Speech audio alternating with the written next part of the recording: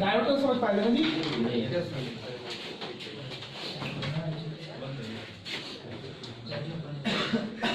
आपको पता होगा कि जब हम किसी एक सिलिकॉन के क्रिस्टल में, जब कोई सिलिकॉन की अपने पास एक क्रिस्टल होती है जिसको हम सेमी प्योर सेमीकंडक्टर बोलते हैं, और उसमें डोपिंग दो अलग अलग पार्टों में दो अलग अलग चीजें करते हैं।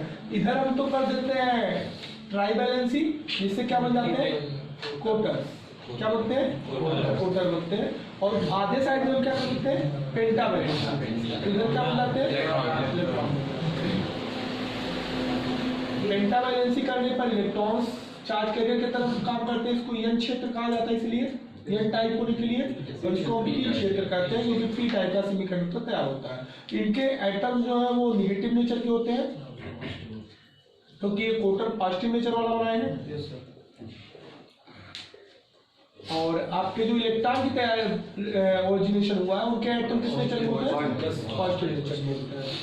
हमने यहाँ पे आपको ये बताया होगा कि जब दोनों पार्ट में डोपिंग हो जाती है तो चूंकि एटम तो एक दूसरे से नहीं हिल सकते हैं, लेकिन उनके जो चार्ज कैरियर होते हैं, आवेश वाहक होते हैं, वो आपस में अट्रैक्ट करते हैं। मतलब कोटर पॉजिटिव नेचर वाले इलेक्ट्रॉन निगेटिव को अट्रैक्ट करके यहाँ पे फ्यूज कर देते हैं, और फ्यूज करके वो किस में बदल जाते हैं एनर्जी में, अर्थात फोटॉन में। और यहाँ पे आपका एक लेयर ऐसा बन के तैयार हो जाता है जिसमें कोई भी चार्ज कैरियर नहीं होता, और इसको हम लोग अक्षय परत कहते थे। जैसे अक्षय परत बनके तैयार होता है, डिप्लेशन लेयर की मोटाई लगभग 10⁻⁶ मीटर होती है, तब इसके बाद कोई भी आवेश वाहक उसमें मिल नहीं आता, क्योंकि यहाँ पे एक प्लस माइनस से इलेक्ट्रिक फील्ड बन जाता है, और ये इलेक्ट्रिक फील्ड आपके मिलने से रोकता है, फिर इलेक्ट्रॉन और कोटर को मिलने नहीं देता है। जब इलेक्ट्रॉन गलती से इसमें घुसते हैं तो इन्हें वापस भेजता है रिटर्न, और अगर कोटर इधर आ रहे हैं तो कोटर को इधर फोर्स लगा के वापस भेजता है, तो दोनों को सेपरेट रखने की काम करता है। तो स्टार्टिंग में थोड़ी सी फ्यूजिंग होती है, फ्यूजिंग के बाद में डिफ्लेशन लेयर तैयार हो जाता है, और इसको हम लोग बार बार बनाने के लिए उतना बड़ा सिस्टम बनाते हैं, संकेत को बनाते हैं। ये हमारे पी क्षेत्र को बताता होगा, आपको पता होगा कि पी और एन में हम लोग दो तरह की अभिनत करते हैं, एक तो अग्र अभिनत होता है और एक उत्क्रम।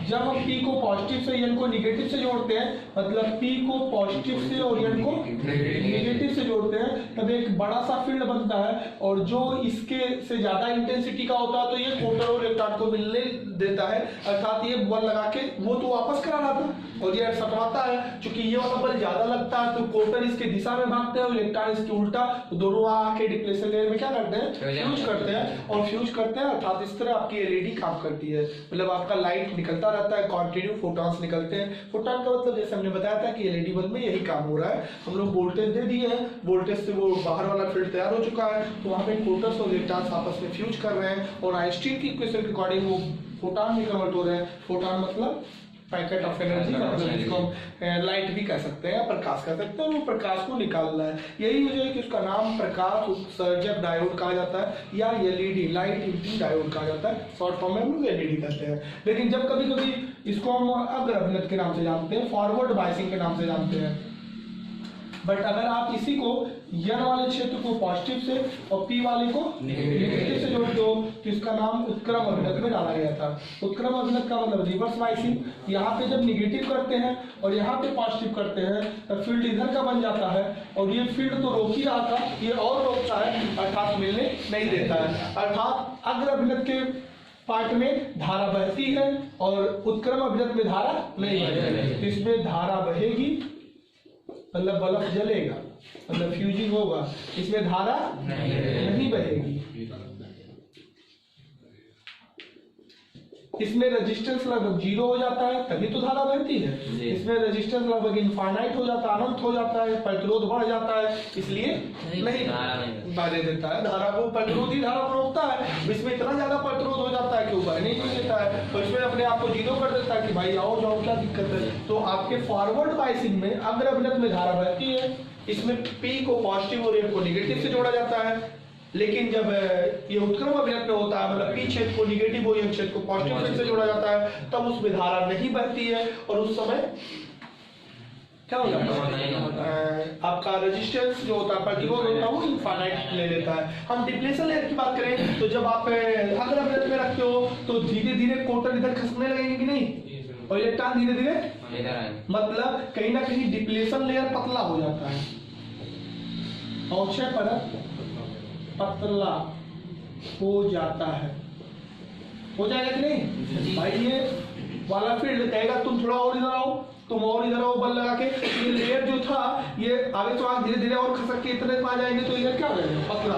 लेकिन जब आप उल्टा जोड़ते हो मतलब उत्क्रम अभिनत में रखते हो तब एक तो ये ढकेल ही रहा था, ये बड़ा वाला और ढकेल देगा तो डिप्लेशन लेयर और मतलब अवक्षय परत चौड़ा हो जाता है।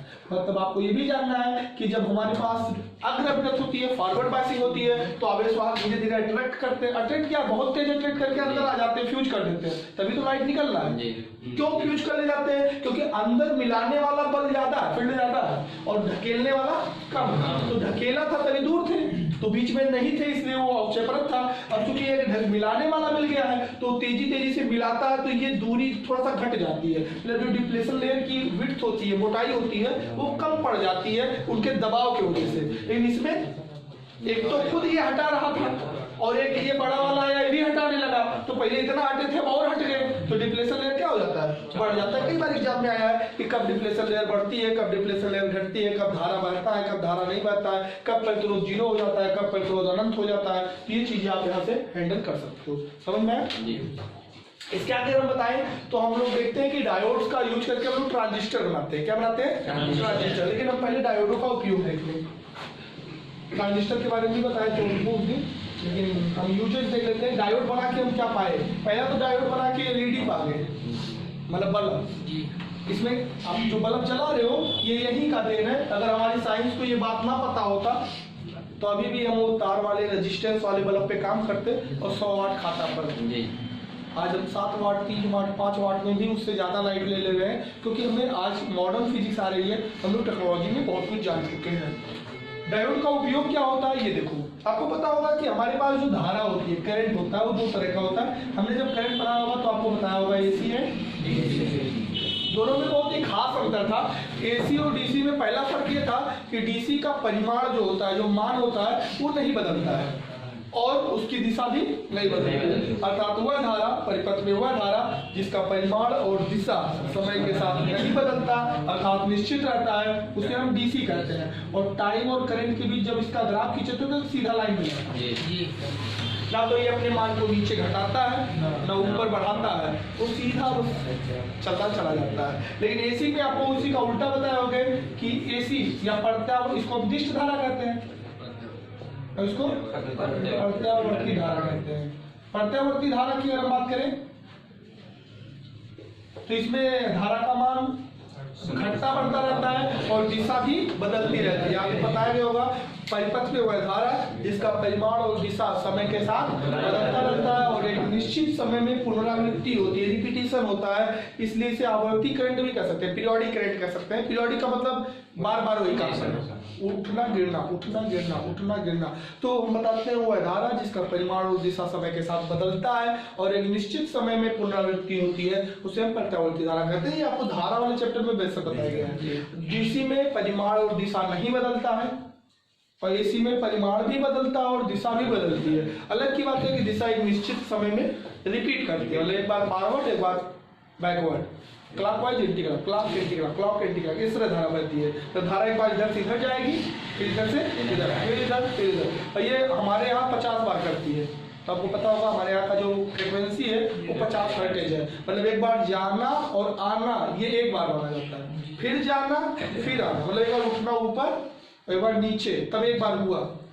इसमें एक बार में जो समय लगता है उसको आवर्तकाल कहते हैं, आपको ये भी पता होगा। 1 सेकंड में जो चक्कर मार दोगे उसको आवृत्ति कहते हैं। और हमारे यहाँ की जो आवृत्ति है वो कितना हर्ट्ज है? 50। अमेरिका और जापान में 60 हर्ट्ज पे काम कर रहे हैं वो लोग, हाई फ्रिक्वेंसी पे काम करते हैं। तो अपने भारत की जो वोल्टेज आती है वो 220 वोल्ट और 50 हर्ट्ज की करंट गवर्नमेंट सप्लाई देती है। गाँव में वोल्टेज रखती है 220, वैसे होता नहीं है, कहने के लिए है।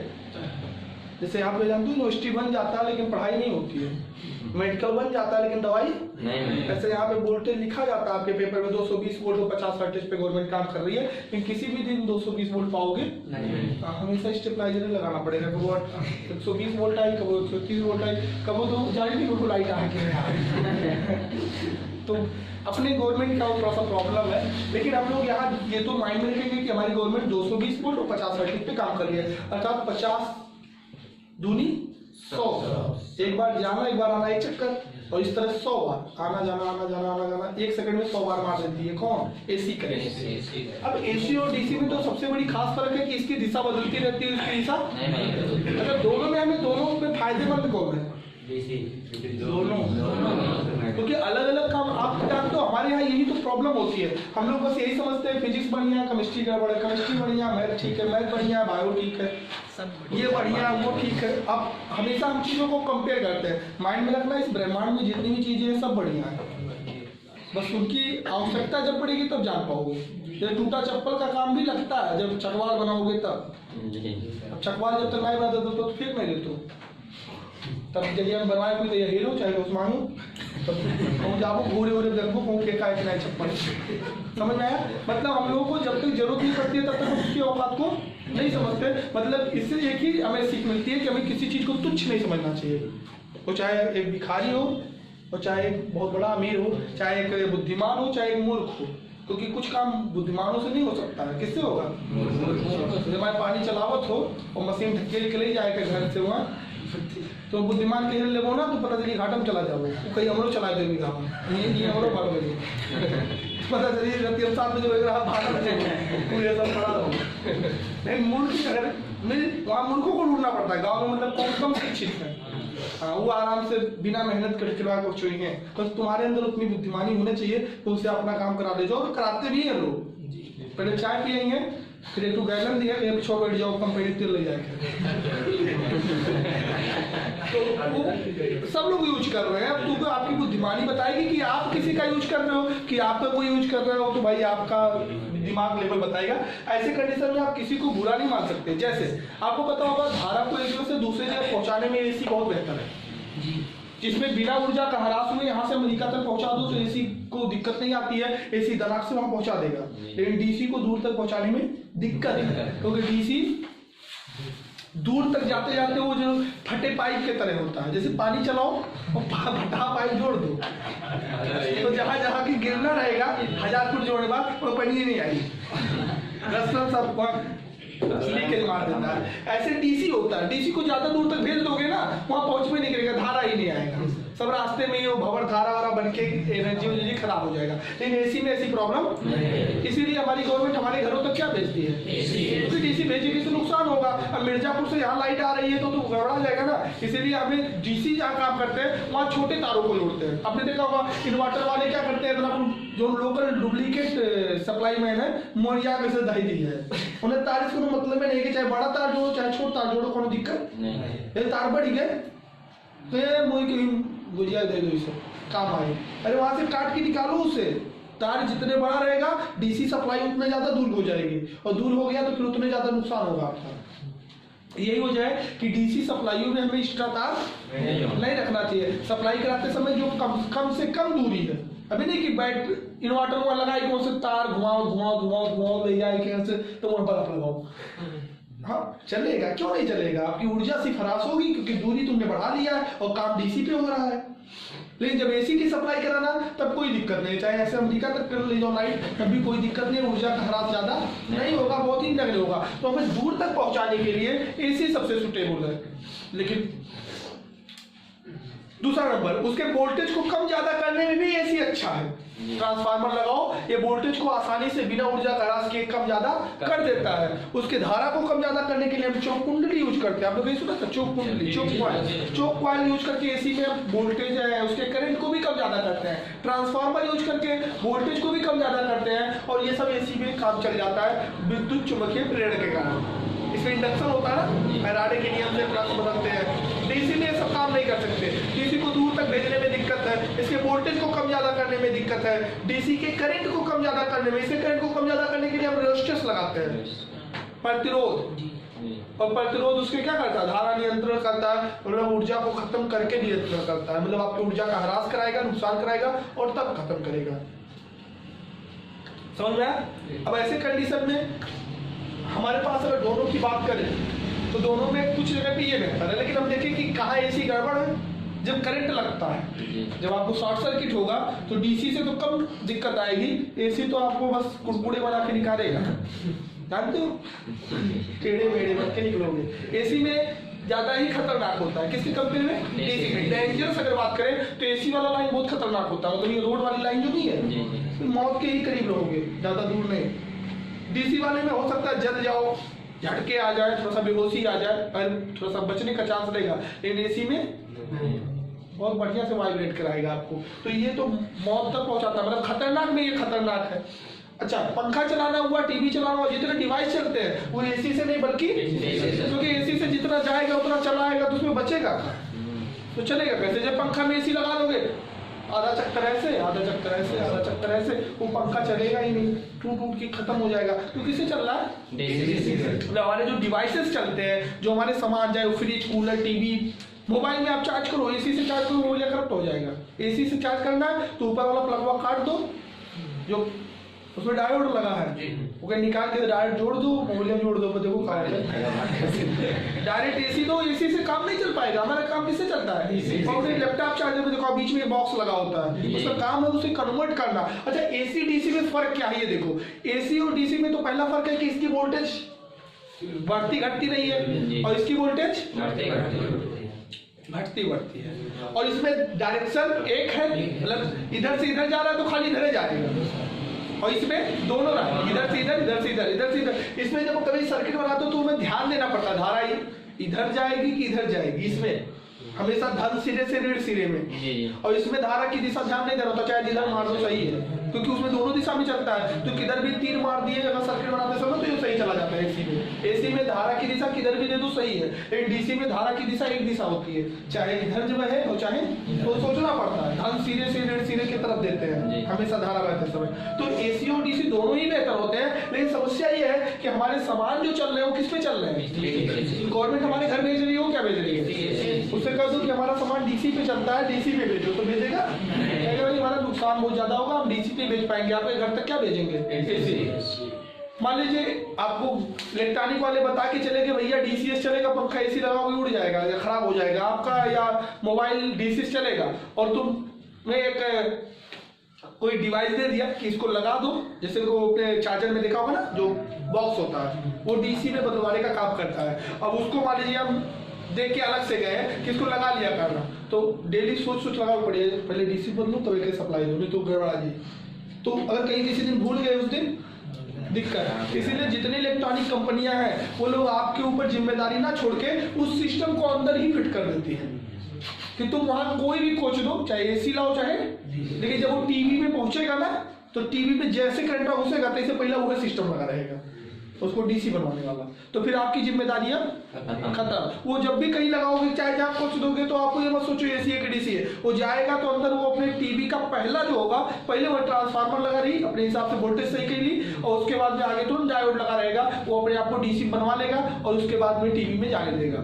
समझ में आया? मतलब हमारे लैपटॉप चार्जर में ऑलरेडी बॉक्स लगा दिया है अलग से पहले, और लैपटॉप से पहले, मतलब तुम कहीं कोचो, एसी कोचो, डीसी कोचो, उससे नहीं मतलब, वो आएगा तो अपने हिसाब से अरेंज करके ही भेजेगा, वो आपसे पूछेगा नहीं, क्योंकि अगर गलत भेज देगा तो गड़बड़ा जाएगा। तो वो जिम्मेदारी इलेक्ट्रॉनिक कंपनियों की होती है, वो अपना सेटअप रखते हैं, लेकिन कैसे बदलता है वो देखते हैं। वो बदलने का काम भी कौन करता है? डायोड। एक तो डायोड आपका लाइट इमिटिंग डायोड का काम कर रहा है, लाइट निकलने का काम कर रहा है, प्रकाश उत्सर्जक है, लेकिन डायोड का उपयोग किया जाता है दो दिशाओं वाली धारा को एक दिशा में बदलना। दो दिशा वाली धारा जिसको तुम क्या कह रहे हो, एसी को एक दिशा में बदलना, जिसमें क्या बदल जाएगा? लेकिन आपकी यहाँ थोड़ा सा दिक्कत है, केवल डीसी नहीं कह सकते क्योंकि डीसी का दो कंडीशन है, उसका मान भी बदलना, तो ये मान इक्वल कांस्टेंट नहीं करा पाता। जैसे इसमें 5 रुपए का धारा बह रहा है तो हमेशा क्या बहेगा? 5 बहेगा, लेकिन इसमें 0 1 2 3 4 5 5 4 3 2 0 0 1 2 3 4 5 5 4 3 0, मतलब बढ़ता है घटता है, और वो दोनों दिशाओं में चलता है। तो ये आपके दिशा को तो बदल देता है, इन मान में फर्क आ जाती है, मतलब मान वो घटेगा बढ़ेगा ही, मतलब कांस्टेंट नहीं हो पाएगा। तो क्या प्योर डीसी हो जाएगा? नहीं। प्योर डीसी तब माना जाता है जब उसकी दिशा भी एक दिशा हो जाए और वैल्यू भी घटे बढ़े एसी में दो प्रॉब्लम है, एक तो वैल्यू घट बढ़ रहा है और दूसरा दोनों दिशाओं में चल रहा है। जब ये दोनों बंद हो जाए तब वो डीसी कहलाएगा। लेकिन ये खाली आपको एक चीज बदल देगा, क्या? दो दिशाओं वालों को एक दिशा कर देगा, लेकिन वैल्यू घटेगी। तो आप सोचोगे कि सर फैन तब तो मान लीजिए अगर पहले देते तो दोनों दिशाओं के हिसाब से इधर चलता फिर इधर चलता फिर इधर चलता फिर इधर चलता। अगर हम बीच में डायोड लगा देता एक दिशा हो गया तो अब एक दिशा में चलेगा, लेकिन धारा का मान अभी घटेगा बढ़ेगा। तो पहले तेज चले धीरे चले, तेज चले धीरे चले, इस तरह चलना चाहिए। लेकिन होता क्या है कि इसमें पहले से कैपेसिटर लगाया गया है, वो कैपेसिटर में एनर्जी चाहे धीरे आए चाहे तेज आए वो में बैठता है और फिर ये सप्लाई देता है। कहने का मतलब है कि जैसे तुम मान लीजिए एक पाइप लियो और पाइप से पानी आ रही है, लेकिन पहले तेज आ रहा है धीरे आ रहा है, तेज आ रहा है धीरे आ रहा है। अगर डायरेक्ट दोगे तो डायरेक्ट इसमें तेज धीरे होगा। ये एक तो टंकी में डाला जा रहा है, टंकिया भर रहा है, अब टंकिया अपने हिसाब से सप्लाई दे रहा है कांस्टेंट, तब तो उसे कांस्टेंट मिलेगा ना, बराबर मिलेगा।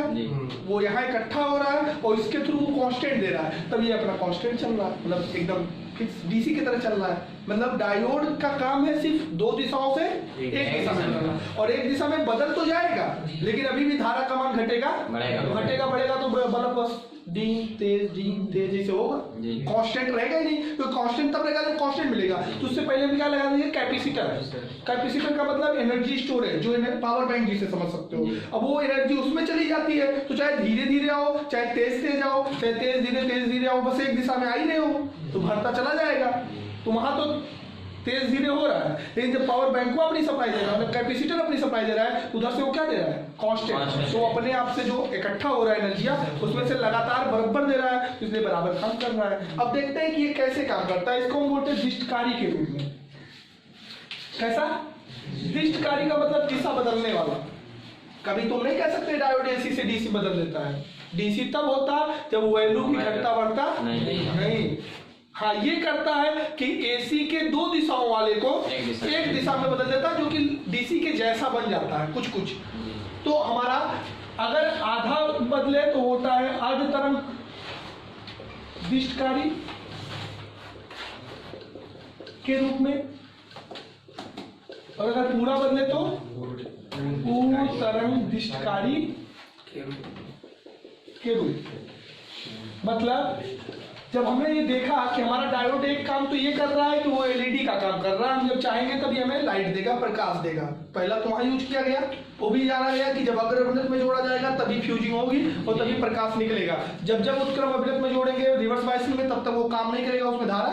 और ऐसा आपने अपने यहाँ देखा भी था कि कुछ डीसी सर्किटों को जब वैसे उठ सटा दो तो काम ही नहीं करता है, तो लोग उसको क्या कर देते हैं? पलटते हैं। कि किस काम के लिए? कि प्लस को माइनस को, ताकि वो रिवर्स से फॉरवर्ड में हो जाए, मतलब उत्क्रम में हो रहा है इसीलिए नहीं जलता है। फिर पलटोगे तो ऐसे अग्र में होगा और वो जलने लगेगा। तो वो चीजें हम लोग खाली जानते सिर्फ हैं, समझ नहीं पाते कि क्या हो रहा है अंदर।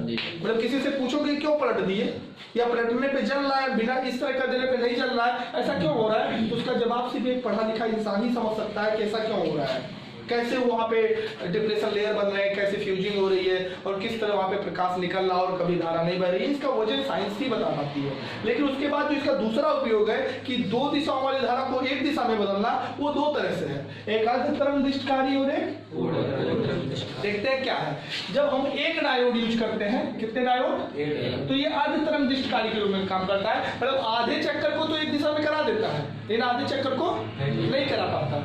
लेकिन जब दो डायोड यूज करते हैं, कितने डायोड, दो डायोड, तब ये कितने तरह काम करता है? पूर्ण तरंग दिष्टकारी के रूप में। जब हम लोगों ने अपने साइंस में डेवलपमेंट को देखा, विकास को देखा, धीरे धीरे जानकारी हुई, तो हमें पता चला कि हम थोड़ा सा अगर पूर्ण तरंग दिष्टकारी के रूप में यूज करें तो हमें बेहतर करंट मिलेगा। इसका हम ग्राफ को बताते हैं।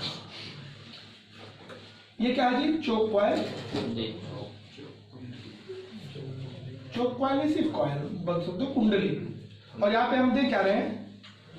एसी। वो तीर जानना ना, एसी है। धारा की दिशा किधर दिया जाए? इधर किधर? एसी में किधर भी मार दो तीर वो सही है सब, क्योंकि आधा चक्कर इधर से चलता है और आधा चक्कर, और 1 सेकंड में 50 बार हो जाता है। मतलब एक बार आना, एक बार जाना, एक बार होगा, फिर आना जाना 2 बार, आना जाना 3 बार, तो इस तरह 50 बार मार देता पर सेकंड की। ये रहा इनपुट। तुम इसमें क्या दी हो? इनपुट। यहाँ पे हम बगल में कुंडली और रख रहे हैं, कुछ होगा क्या इसमें? क्या होगा? फैराडे सर कहते हैं कि अगर किसी भी कुंडली के बगल में कुंडली रखी जाए और एक कुंडली में प्रत्यावर्ती धारा दिया जाए तो वहाँ धारा का मान घटता बढ़ता है, जिसके कारण वहाँ बनने वाला चुंबकीय क्षेत्र घटता बढ़ता है, जिसके कारण इसमें चुंबकीय फ्लक्स घटता बढ़ता है, और जब चुंबकीय फ्लक्स में परिवर्तन होता है तो एक प्रेरित धारा उत्पन्न हो जाती है। फैराडे का आपने नियम पढ़ा होगा। फैराडे सर वहाँ बताए होंगे कि इसमें करंट बन जाएगा। कौन वाला करंट बनेगा, एसी की डीसी? एसी से एसी बनता है। और आपका ट्रांसफार्मर इसी तरह काम भी करता है, आपको बताए होंगे। ट्रांसफार्मर की एक जगह इनपुट होती है और जगह से आउटपुट होती है। अलग की बात है कि अगर तुम कम वोल्टेज में डाले हो कम कॉइल में और ज्यादा कॉइल से निकालोगे तो वोल्टेज बढ़ा के निकालेगा, और अगर ज्यादा कॉइल में डाल दिए और कम कॉइल से निकालेगा घटा के निकालेगा। जैसे कि आपके गाँव में जो ट्रांसफार्मर लगा है वो 11,000 वोल्टेज को 220 वोल्ट में बदल रहा है, अर्थात उसमें जो करंट आ रहा है उसमें ज्यादा फेरे हैं और जहां से निकल रहा है उसमें कम फेरे हैं, इसलिए वो वोल्टेज घटा के गांव में भेज रहा है 220। अपने घरों में हमारा जो स्टेबलाइजर होता है वो भी एक ट्रांसफार्मर ही है, जिसको स्टेप अप ट्रांसफार्मर कहते हैं। उसमें जिसमें आ रहा है वो कम फेरे हैं और जहां से निकल रहा है वो, इसलिए वो वोल्टेज बढ़ा के निकालता है। वोल्टेज घटाने या बढ़ाने वाले ही डिवाइस का नाम ट्रांसफार्मर रखा गया है, और उसी की एसी में काम करता है, डीसी में नहीं, क्योंकि डीसी में चुंबकीय क्षेत्र जो बनता है वो बदलता नहीं है, क्योंकि डीसी में धारा नियत रहती है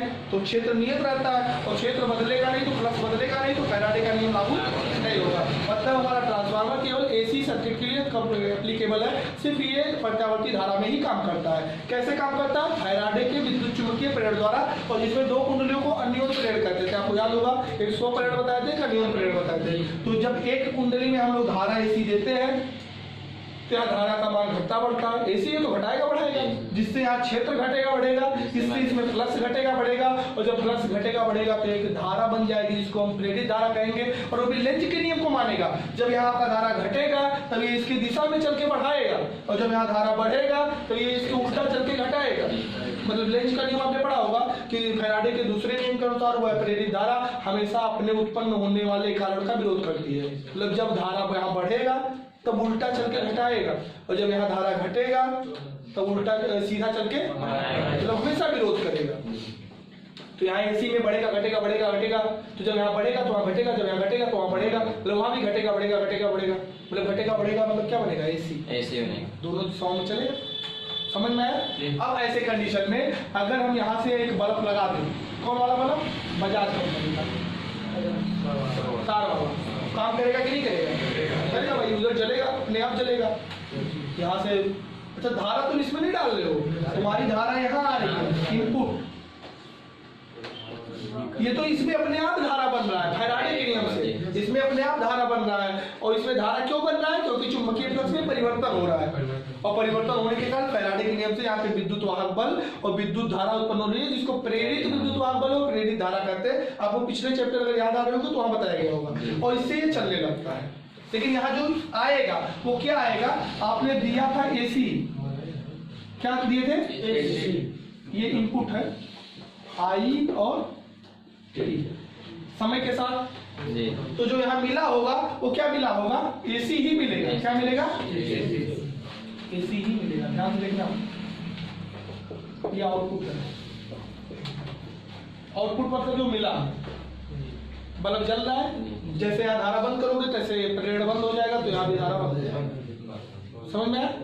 लेकिन अगर हम रास्ते में एक डायोड लगा दें, सिर्फ एक डायोड, तो कहेगा भाई अब तो हमारी थोड़ी सी बात को ध्यान दो, जब जब तुम्हारा धारा ऐसे जाएगा तब तक पॉजिटिव इधर नेगेटिव इधर काम कर रहा है, मतलब अग्र P से N में जा रहा धारा, P से N में धारा जाने का मतलब, P से N में धारा जाने का मतलब अग्र। तब कहेगा आधा चक्र जो इसी जाओगे तब तो धारा जाने देंगे, लेकिन जब आधा चक्र इसी आओगे तब हम नहीं जाने देंगे। मतलब कहेगा जब जब तुम ये वाला चले हो तब तक तो ठीक है धारा देंगे, लेकिन जब हाई वाला हो तो हम नहीं देंगे, जीरो करा देंगे, तो हम धारा बहने ही नहीं देंगे। फिर जब वो ये वाला आओगे तब फिर देंगे, और ये वाला फिर ये वाला आओगे तब देंगे, और ये वाला नहीं। आप देख रहे हो आधा तरंग में धारा मिल रही है और आधा में, इसीलिए इसका नाम क्या रखा गया है? मतलब पूरे साइकिल में आधा जब क्लॉकवाइज है तब तो ये दे रहा है, और जब एंटी क्लॉकवाइज है तब ये उत्क्रम अभिनत में पहुंच जा रहा है, और उत्क्रम में कहेगा धारा बहने मतलब आपका झुक जाया करेगा। ये अक्सर करके आपने डेकोरेशन साइड में देखा होगा, शादी में जो डेकोरेट कराते हैं चुप चुप चुप चुप करता है, वो उसी किसी सर्किट से बनाया जाता है, वहाँ पे सिस्टम तैयार किए जाते हैं। लेकिन ये रहा क्या, हमारा ऊर्जा नुकसान हो रहा है, धारा नुकसान हो रहा है कि नहीं? आधा टाइम तो दे ही नहीं रहा है, आधा टाइम दे रहा है जब वो क्लॉकवाइज पढ़ रहा है, और जब आधा एंटी क्लॉकवाइज पढ़ रहा है तब डायोड कर रहा है। आप ना जाने देंगे क्योंकि हम तो उत्क्रम अभिव्यक्त में, उत्क्रम अभिव्यक्त में हमारी डिप्लेशन लेयर बढ़ जाएगा, हम रजिस्टर से इनफाइनाइट कर देंगे तो धारा नहीं बढ़ने देंगे, और जब क्लॉक में आओगे तब जाने देंगे। क्योंकि ये एसी है तो दोनों दिशाओं में चल रहा होगा, तो यहाँ दोनों दिशाओं में बन रहा होगा, एक दिशा में जाने देगा एक बार नहीं जाने देगा, मतलब 50 वोल्टेज में 50 वोल्टेज अगर है तो 100 बार हुआ ऊपर नीचे, 100 बार में जो 50 बार सीधा वाला हुआ है उसमें वो जाने देगा, मतलब बल्ब जला देगा, और जो 50 बीचों में नहीं घूम के आया है वापस वाला उसमें, तो ऐसे परिपथ को हम क्या बोलते हैं? एक डायोड लग के क्या काम किया? पहले दोनों दिशाओं में था, ये मतलब इधर और ये मतलब इधर, फिर इधर फिर इधर, और इसमें क्या निकल रहा है? एक दिशा, ऐसे फिर जीरो फिर ऐसे, मतलब केवल ऐसे ही बहता है। ये वाला बंद हो चुका है, तो सिर्फ एक दिशा में बचा या दो दिशाओं में? लेकिन अलग की बात है कि बीच बीच में ब्लॉकेज है, रुका है, बंद हो जा रहा है, तो इसीलिए इसका नाम रखा गया है अगला पॉइंट। अब ध्यान से देखना दूसरे सिस्टम को, जब हम लोग एक एसी सर्किट कॉइल लेते हैं, इसमें हमारा सप्लाई कैसा है? एसी इनपुट दे रहे हैं यहाँ पे, बगल में एक हमने और कॉइल लगा लिया है, यहाँ जब एसी करंट दोगे तो इसमें करंट उत्पन्न होगा कि नहीं? होगा। कैसे होगा? विद्युत चुंबकीय प्रेरण। फैराडे कहते हैं कि अगर किसी भी दो कुंडली के में एक किसी कुंडली में एसी धारा दिया जाए तो दूसरे वाले में प्रेरित धारा उत्पन्न हो जाती है चुंबकीय फ्लक्स में परिवर्तन होने के कारण। फैराडे का प्रथम नियम है, वहां ये भी बताया गया है कि उत्पन्न विद्युत वाहक बल का मान चुंबकीय फ्लक्स में परिवर्तन होने की दर के ऋणात्मक मान के बराबर होता है। फैराडे का प्रथम नियम है। और इस कंडीशन में अगर हम दो डायोड लगा दें, एक यहाँ एक यहाँ, और हम सप्लाई यहाँ से लें, ये रहा हमारा आउटपुट, हम यहाँ पे आउटपुट लेंगे। आउटपुट का मतलब समझ पाए हो ना? यहाँ लाके तार से जोड़ दिए, बीच ऑन करो। ये कहेगा जब जब यहाँ एसी क्रिएट होगा तो यहाँ इनपुट जो हमारा आ रहा है वो कुछ एसी टाइप का आ रहा है, तो यहाँ बन के एसी मिला। लेकिन जब निकलेगा तो कहेगा हमारे तो हिसाब से चलना पड़ेगा ना, जब जब धारा इस सर्किट में इस दिशा में चलेगी तब तब ये अग्र अभिनत में पड़ेगा जी। ये किसमें पड़ेगा? ऐसे धारा चलाएगा, कुछ धारा इसमें जाएगा कुछ इसमें, लेकिन जो इधर आएगा वो कहेगा हम उत्क्रम में पड़े हैं, ये हम नहीं जाने देंगे इसमें से, क्योंकि जब धारा आपकी इधर चलेगी तो इसमें P से N में गया, लेकिन इसके N से तो ये पड़ा अग्र अभिनत में और ये पड़ा, तब ये इसमें डाल देगा, तब ये कहेगा हम उत्क्रम में हम कुछ ना करेंगे। लेकिन जब इधर से आएगा तभी कहेगा हम उत्क्रम में पड़े हैं, तो ये किस में पड़ेगा? तभी कहेगा हम डाल देते हैं, मतलब एक बार ये डाल दिया करेगा एक बार ये डाल दिया करेगा, और इस तरह आपके दोनों सर्किटों में दोनों में धारा आने लगेगी, कभी जीरो और मैं मतलब जो ये आधा रुक जाता था, जब धारा इधर बहेगी तो इसमें P में N जा रहा है, तो ये अग्र अभिनत में गया और ये पश्चिम में गया, मतलब ये तार खराब हो चुका, इसमें धारा बहेगा ही नहीं बहेगा, तो ये डाल देगा इसमें धारा। और जब आधा चक्र इधर से चलेगा तब ये पड़ेगा उत्क्रम में, तब ये पड़ेगा अग्र में, कहेगा अब तुम खराब रहो हम चलते हैं, और ये धारा तब डालेगा तब ये आएगा, मतलब दोनों कंडीशन में धारा आने लगेंगे। अर्थात जो हमारा बीच बीच में खाली होता था अब वो भरा भरा रहेगा, उसमें भी धारा मिलेगा, तो हमारा का इसको नाम क्या देंगे? तरंगनिष्ठकारी के रूप में। जब एक डायोड लगाते हैं तो तरंगनिष्ठकारी होता है, जब दो लगाते हैं तब, मतलब एक दो दिशा वाले धारा को किसमें बदल दिया? एक दिशा वाली धारा, मतलब अब इसमें एक दिशा रह गई है। अलग की बात है धारा का मान घट बढ़ रहा है, लेकिन वो खाली एक के दिशा चल रहा है, इधर से इधर, मतलब धारा इधर आएगा ना ऐसे ही कि ऐसे वो वापस भी जाएगा। अरे इसमें देखो जब ये अग्र में है तो ये ऐसे डाला कि नहीं,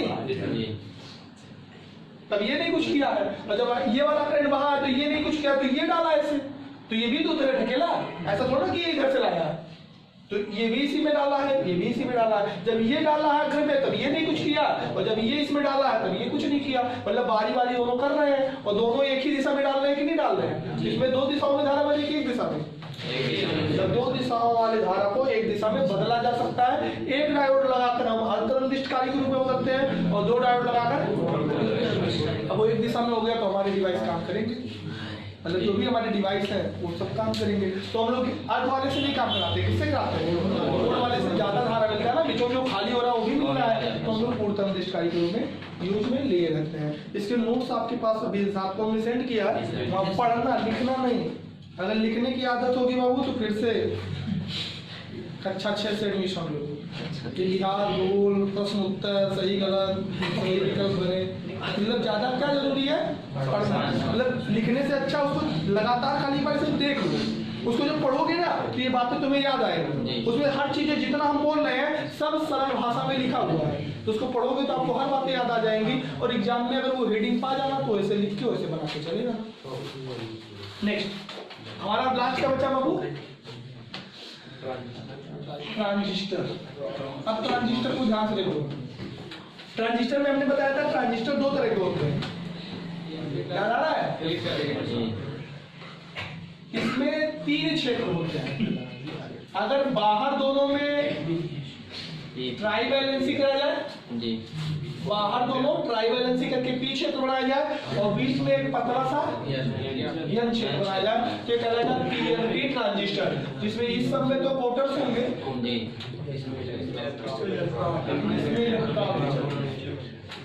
और एक ट्रांजिस्टर हम बनाते हैं कैसा? एनपीएन। इसमें सब में इलेक्ट्रॉन होंगे, बीच वाले पोर्टर होगा, इसमें भी क्या होंगे? मतलब बाहर पेंटा बैलेंसी है, बीच में ट्राई बैलेंसी है। हमने ट्रांजिस्टर के बारे में उस दिन लेक्चर में ये चीजें बता दिया कि ये दो काम करता है। एक तो प्रवर्धक के रूप में काम करता है, एम्पलीफायर, मतलब किसी चीज को बढ़ा देना एम्पलीफाइड कहलाता है। एम्पलीफायर का मतलब जो किसी की तीव्रता को बढ़ाए, जैसे हम धीरे से बोले और लाउड स्पीकर बहुत तेज कर दिया तो वो एम्पलीफायर है। और एम्पलीफायर बेस को बढ़ाने के लिए, इंटेंसिटी को बढ़ाने के लिए अक्सर करके डीजे वालों के पास देखने पाओगे, जो जितने बढ़िया कंपनी डीजे रखेंगे उतने ज़्यादा एम्पलीफायर रखेंगे, नीचे से ऊपर गाल देंगे और तब सबसे अपना टाइट करेंगे आवाज़ को, मतलब एम्पलीफाइड करेंगे एनर्जी को लेकर। ऐसे कंडीशन में हमारे पास ट्रांजिस्टर को तो पहले दिमाग में आ जाना चाहिए कि ये डायोड से थोड़ा सा अच्छा क्वालिटी है।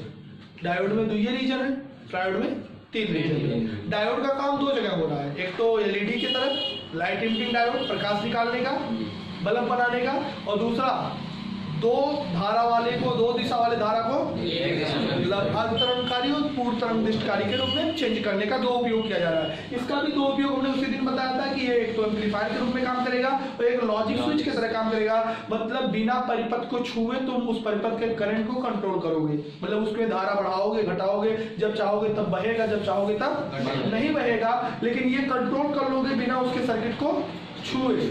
मतलब उसके सर्किट को हम नहीं छुएंगे, फिर वो हमारे हिसाब से काम करेगा। जब हम किसी को बिना छुए काम करा ले जाए उसको हम लोग लॉजिक स्विच करते हैं। क्या करते हैं? हाँ, अब कभी पुराने चीजों में जान लेना, वो इंसान मतलब अच्छा ताकतवर नहीं है जो युद्ध को जीत लेता है। जैसे तुम 2 में लड़ाई हो गई और तुम जीत गए तो तुम बहादुर, फिर कौन बहादुर? जो हार गया? जो लड़ाई होने ही ना दे वही बहादुर है। मतलब लड़ाई होने की स्थिति बनने ही ना दे, अपना काम भी करा ले और लड़ाई होने ना पाए, उसको बुद्धिमान और बहादुर बोला जाता है। लड़ाई करके तुम जीत गए ये बुद्धिमान नहीं हो, तुम बहुत तुच्छ इंसान हो। तो लड़ाई तो हो ही गई ना, नुकसान तो कुछ ना कुछ आपका भी होगा। 4 तमाचा मारे हो जाए वही कम से कम मिला होगा। मतलब बुद्धिमान उसे कहा जाता है जो लड़ाई होने ही ना दे। तो लॉजिक स्विच ऐसा होता है जो सर्किट को छुएगा ही नहीं, लेकिन फिर भी वो अपने हिसाब से करंट को चलवाएगा। जब चाहेगा तो करंट चलेगा और जब चाहेगा तब वहां जाएगा नहीं। ऐसा गांव में देखोगे कुछ लोगों को, आपको कंट्रोलर उसे कहते हैं। कुछ फैमिली के कुछ कंट्रोलर होते हैं, जैसे तू जाबो क्या उधार मांगे तो फोन के पूछिए बाबू आ दे दी कि ना दी, तो कहीं के उन्हें ना दो, कहीं ना आई है पहले बताओ तो दे दी, और कह दिया दे दो तब दे दिए। उसको क्या कहते हैं ना, इनके बहुत पेट आदमी है। पेट आदमी मतलब समझ पा रहे हो, और उनको मालिक समझो, भले वो दूसरा घर का फैमिली है, वो गांव में ऐसा रिलेशनशिप होता है। कारण नहीं, जब उनसे कह दूंगा कह दिए तब दे दिए, मतलब वो उनके लॉजिक स्विच हो, तो जब चाहिए तब रन करिए, और कहिए मोटरसाइकिल दे दो तब कहीं यहाँ ले जाओ। और जब उनका यहाँ आते हो तो उतना ही दिया, चाहे कितना खास आदमी हो। इसको लॉजिक स्विच कभी बनना नहीं बाबू। अगर आपका कोई लॉजिक स्विच बन गया तो आपकी जिंदगी को कठपुतली बना के नचाएगा। लॉजिक स्विच पहला नंबर पे गर्लफ्रेंड बनाती है। कहीं आज पढ़ना ही जाके कहीं हम सोचित रहे तो लाइफ में अपने आप को ऐसा सर्किट मत बनने देना कि आपका कोई लॉजिक स्विच बन जाए, मतलब वो अपने हिसाब से तुम्हें नचाए या कंट्रोल करे, मतलब खाए कर, हाँ खाए कर।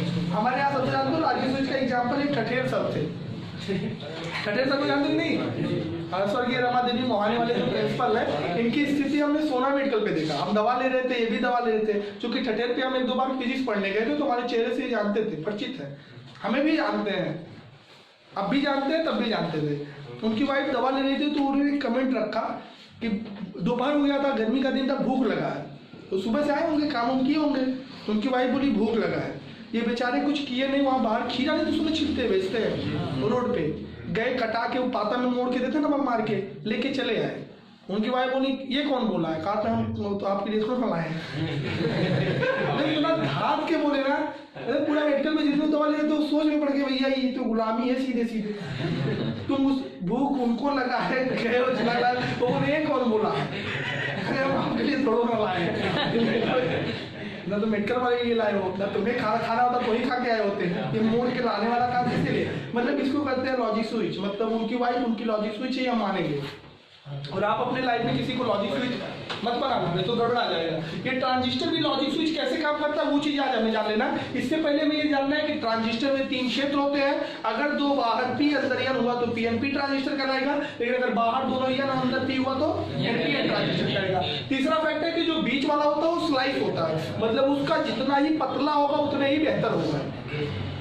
तो हमें जो बीच वाला क्षेत्र रखना था, हम कह सकते हैं कि पीएनपी ट्रांजिस्टर में 2 पी क्षेत्रों के बीच एक बहुत पतला या बहुत बारीक एन क्षेत्र को रखा जाता है, या एनपीएन ट्रांजिस्टर में 2 बहुत मोटे एन क्षेत्रों के बीच एक बहुत बारीक पी क्षेत्र रखा जाता है। मतलब जो बीच में रखा जाता है वो क्षेत्र जितना ही पतला उतने बेहतर ट्रांजिस्टर माना जाएगा।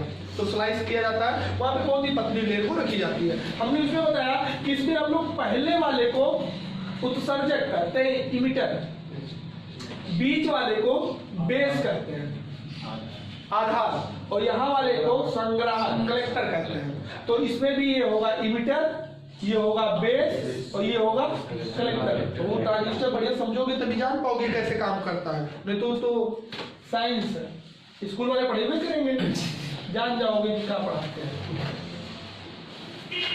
वो इसको समझना इतना आसान नहीं है, लेकिन कोशिश करोगे तो समझ में आ जाएगा ये कैसे काम करता है। आपको हमने बताया कि जो इमिटर और बेस होता है, इसमें पहले वाले इमिटर और बेस को फॉरवर्ड में रखते हैं।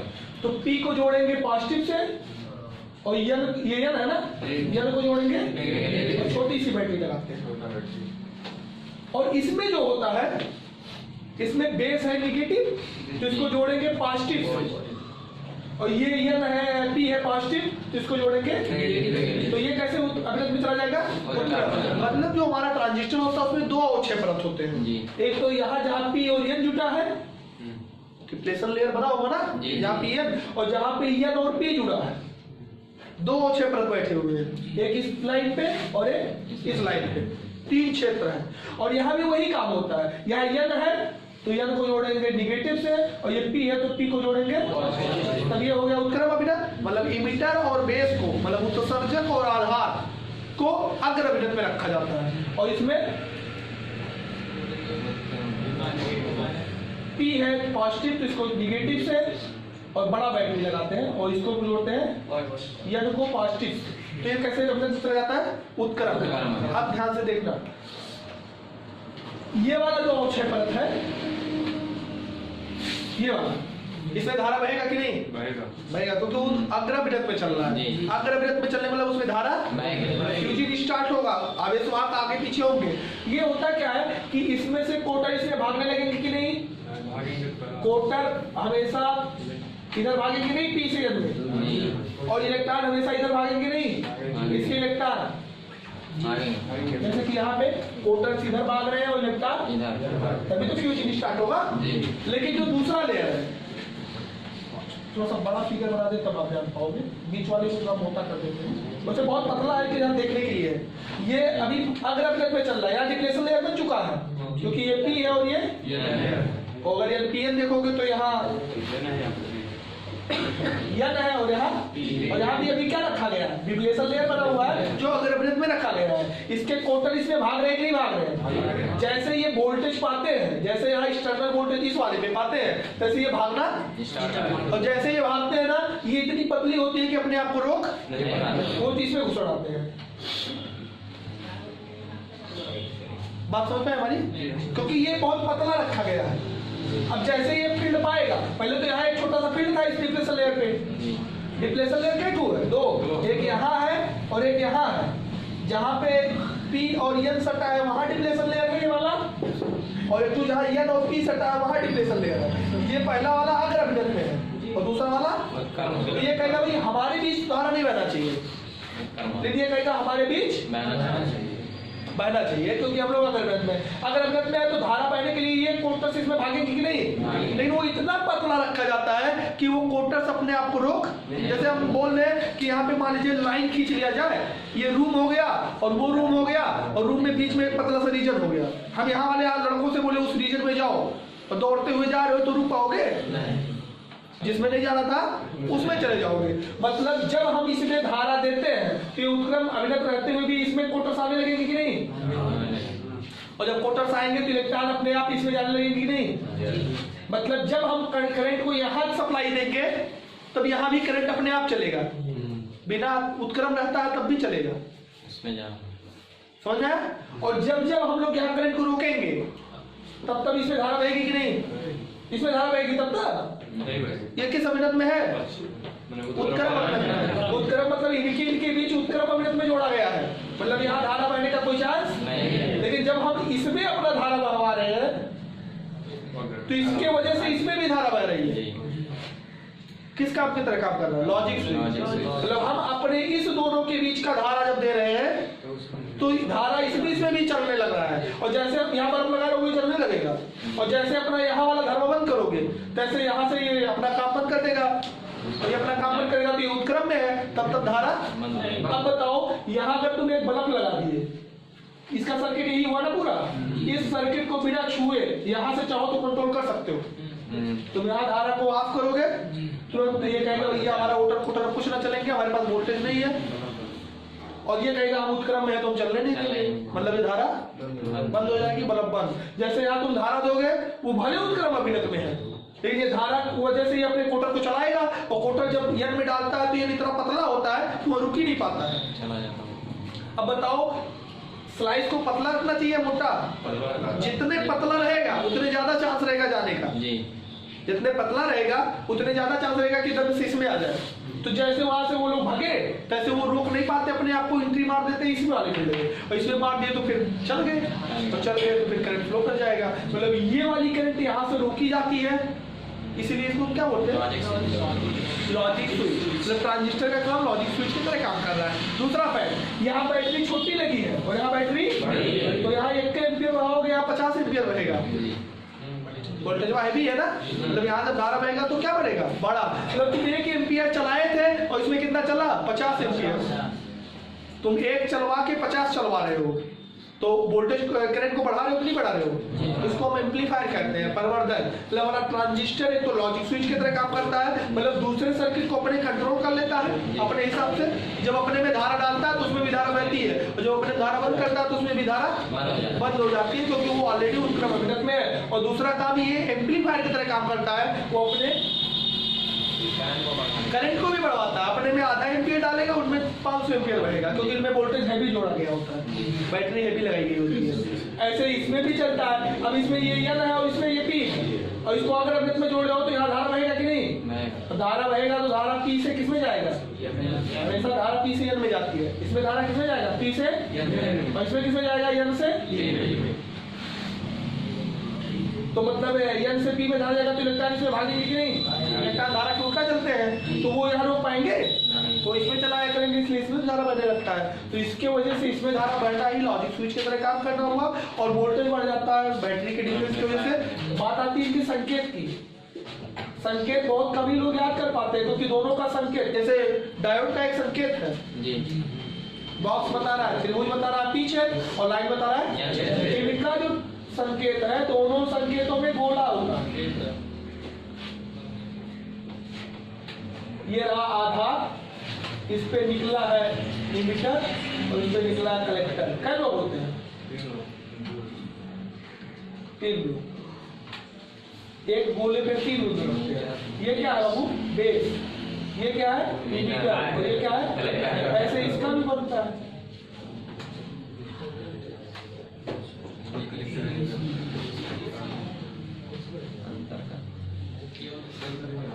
ये है बेस, ये है इमीटर और ये है दोनों का संकेत पीएनपी का और एनपीएन का सेम रहता है, बस खाली धारा की दिशा देने की खासियत है।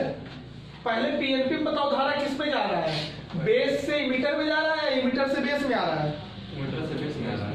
पहले वाले धारा जी, पहले वाले में कोटर इधर से इधर आए थे, जब हमने यहाँ धारा दिया था, अगर अपने मतलब इमीटर से बेस के तरफ डायरेक्शन मारोगे तो पीएनपी कहलाएगा। और इसमें